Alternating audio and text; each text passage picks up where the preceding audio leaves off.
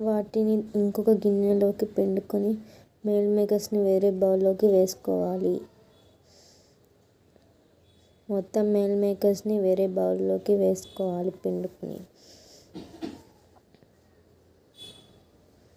Meal makers అన్నీ ఇంకొక గిన్నెలోకి ట్రాన్స్ఫర్ చేయాలి.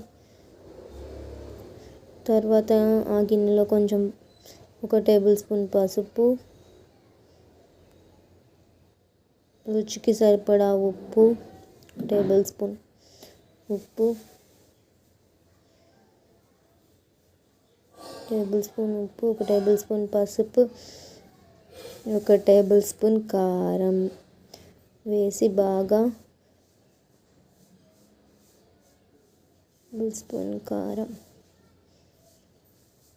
వేసిన తర్వాత అల్లం దంచుకుని అల్లాన్ని కొంచెం వేయాలి.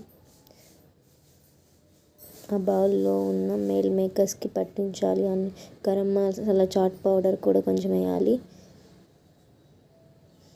గరం మసాలా అంటే లవంగాలు, దాల్చిన చెక్క పొడి చేసిన పదార్థాన్ని వేయాలి. శనగపిండి కొంచెం వేయాలి, 1 టేబుల్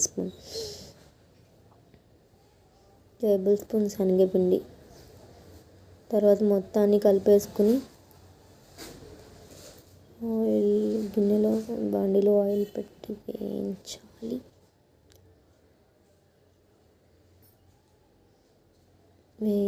బాగా ఎరుపు రంగు వచ్చే కలర్ మారే వరకు వేస్తూ ఉండాలి మీల్ మేకర్స్ని. తర్వాత ఇంకొక బౌల్లోకి సర్వ్ చేసుకోవాలి. Meal makers pakodi